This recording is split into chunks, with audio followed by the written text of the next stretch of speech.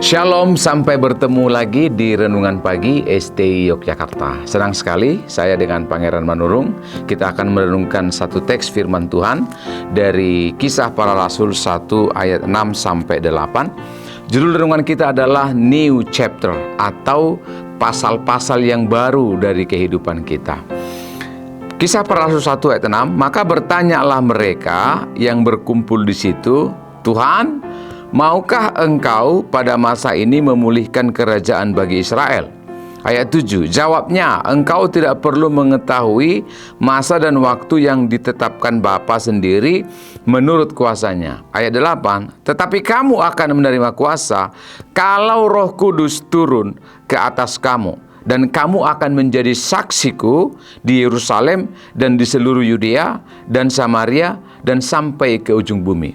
Yang pertama, kita melihat di sini ada new experience atau pengalaman yang baru bagi murid-murid. Di ayat yang ke-7 tadi dikatakan, jawabnya, engkau tidak perlu mengetahui masa dan waktu yang ditetapkan Bapa sendiri menurut kuasanya. Kata kuasa di sini exousia, menurut haknya Tuhan. Jadi tidak perlu diberitahu Tuhan atau mengingatkan Tuhan, kira-kira begitu.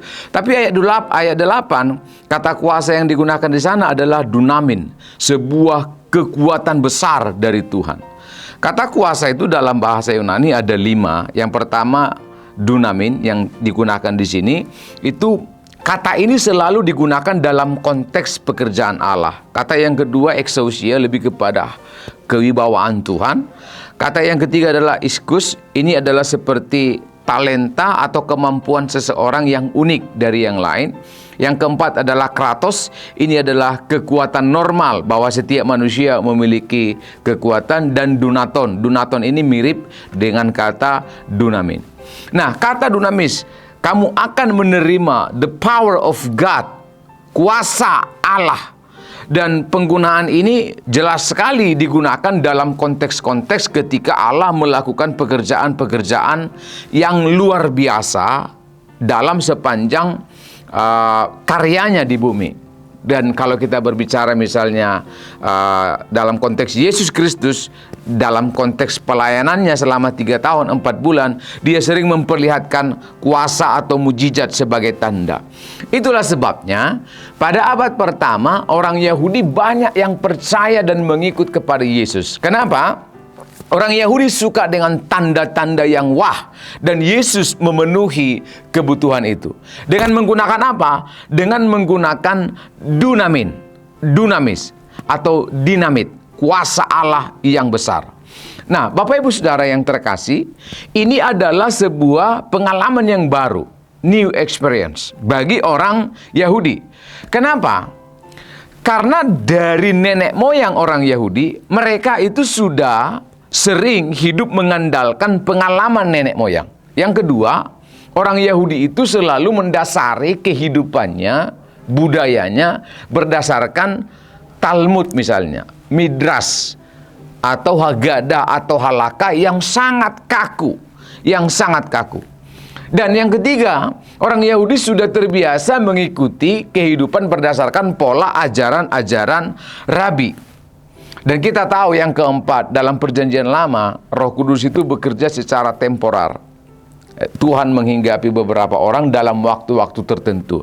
Tetapi sekarang ada istilah bahwa kamu akan menerima kuasa Allah, kuasa yang bergerak secara tidak terbatas. Begitu. Nah, jadi ini adalah pengalaman yang baru. Dan kuasa inilah yang memampukan Yesus dan rasul-rasul untuk mengatasi berbagai masalah ketika mereka hendak mengabarkan berita Injil. Nah, kita melihat ya, Israel itu selalu membicarakan tentang masalah ketika di padang gurun. Mereka haus, mereka mengeluh tentang masalah. Ketika mereka lapar, mereka mengeluh mereka kelaparan. Ketika panas, mereka mengeluh kepanasan. Dan mental ini bukan hanya di zamannya Musa tahun 1500 sebelum Masehi, tetapi pada abad pertama, mental seperti ini pun masih ada di kalangan murid-murid. Ada orang yang kelaparan, mereka bilang kepada Yesus, Guru, suruh mereka pulang. Ada orang yang kerasukan setan, mereka tidak berani menghadapinya. Ada orang yang sakit, mereka biarkan.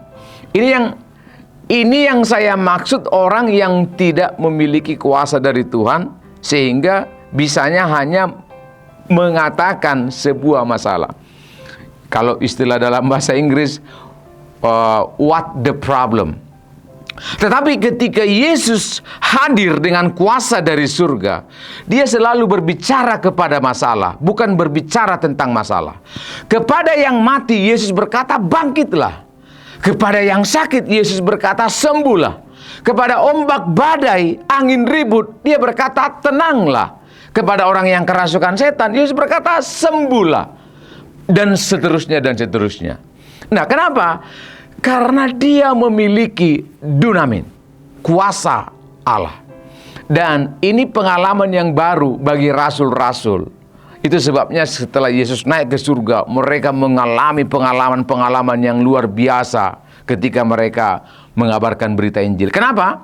Karena ada kuasa Allah yang tak terbatas menyertai mereka. Yang kedua, new assurance, atau jaminan yang baru. Yang pertama tadi pengalaman yang baru, kuasa Allah itu merupakan sebuah pengalaman yang baru bagi rasul-rasul dan murid-murid. Yang kedua adalah jaminan yang baru.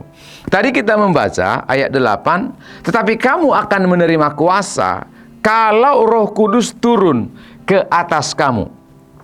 Ini menarik. Masalah Roh Kudus turun itu tidak perlu diragukan, karena mengenai hal ini, mengenai turunnya Roh Kudus, ini sudah sering dibicarakan oleh Yesus dalam Matius 3 ayat 11, dalam Markus 1 ayat 8, dalam Lukas 3 ayat 16, dalam Yohanes 1 ayat 33, dalam Yohanes 13 sampai pasal 16. Yesus sudah berkata, penghibur akan datang, Roh Kudus akan turun, dan seterusnya. Artinya begini, mengenai turunnya Roh Kudus, ini adalah hal yang pasti dalam gramatikal bahasa Yunani di ayat 8 ini. Tetapi mengenai Roh Kudus turun ke atas kamu, ini berupa subjungtif. Ini masih berupa kemungkinan. Paham maksud saya? Roh Kudus turun itu pasti, tetapi Roh Kudus memenuhi kamu secara spesifik, itu yang belum pasti. Itu yang masih kemungkinan. Itu yang mungkin akan terjadi ke depan. Nah, tetapi menarik bahwa Roh Kudus turun ke atas kamu. Ini jelas sebuah penegasan. Roh Kudus turun, kata ke atas kamu, dalam bahasa Yunani dia menggunakan kata ep. Ini dari kata depan, preposisi epi. Bisa juga ke dalam kamu, bisa juga kepada kamu. Nah, seperti itu. Nah, ini sebuah jaminan bahwa Roh Kudus ada di dalam kamu, ke atas kamu, di dalam kamu, dan tentunya Roh Kudus menyertai engkau sampai seterusnya. Ini sebuah jaminan, ini sebuah asuransi dari Tuhan. Maka itu sebabnya Paulus itu sama sekali tidak ragu ketika dia melakukan perjalanan misi pertama, misi kedua, misi ketiga. Betapa banyaknya tantangan, betapa banyaknya hambatan, betapa banyaknya pergumulan, kesulitan. Tapi dia berkata, aku mau sampai kepada garis finish. Kita tahu di Antioquia dia diadili dengan tuntutan pembunuhan. Di Listra dan Derbe dia dihasut, bahkan dia dilempar sampai orang mengira dia sudah mati. Di Filipi kita tahu dia mau dimasukkan ke dalam penjara. Di Tesalonika dia dipukul, dia ditangkap. Di Berea dia dikejar-kejar, bahkan dihasut, dia difitnah. Di Athena dia disidang. Di Korintus dia dihujat. Di Efesus banyak orang melakukan huru-hara ketika Paulus menginjili dan mengabarkan kabar baik. Di Makedonia dia hendak dibunuh. Di Troas, di Miletus dia hendak dibunuh. Di Pamfilia bahkan dia pernah ditinggalkan oleh rekan sepelayanannya yang bernama Yohanes Markus. Tetapi mengapa Paulus tidak mundur, tidak gentar, tidak takut, tidak ragu, tetapi dia memilih maju terus, bergairah dalam misi Allah? Kenapa? Karena ada jaminan Roh Kudus ada di dalam kamu. Dia menyertai. Yang pertama, new experience, pengalaman yang baru. Dunamin itu melahirkan sebuah pengalaman yang baru bagi murid-murid. Yang kedua, new assurance, bahwa Roh Kudus ada di dalam kamu. Dia menyertai engkau sehingga maju terus. Yang terakhir adalah new priority, prioritas yang baru. Nah, kita lihat di sini ya, murid-murid itu datang kepada Yesus dengan sebuah proposal yang menurut saya proposalnya ini menarik. Mereka berkata di ayat yang ke-6, maka bertanyalah mereka, Tuhan, maukah engkau pada masa ini memulihkan kerajaan bagi Israel? Bertanyalah mereka yang berkumpul. Kata berkumpul di sana menarik dari kata sunelontes. Ada kata sun di sana preposisi, kata depan, itu mereka datang bersama-sama. Mereka datang bersama-sama dengan semangat dan dengan sedikit memaksa Yesus.